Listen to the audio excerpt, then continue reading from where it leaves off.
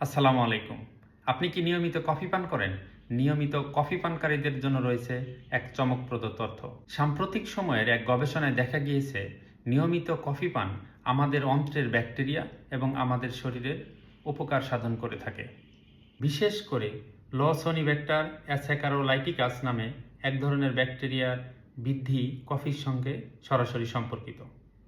যুক্তরাজ্য ও যুক্তরাষ্ট্রের 22,000-এরও বেশি মানুষের অন্ত্রের ব্যাকটেরিয়া বিশ্লেষণ করে গবেষকরা দেখেছেন, যারা নিয়মিত কফি পান করেন তাদের শরীরে এই উপকারী ব্যাকটেরিয়ার পরিমাণ বেশি থাকে।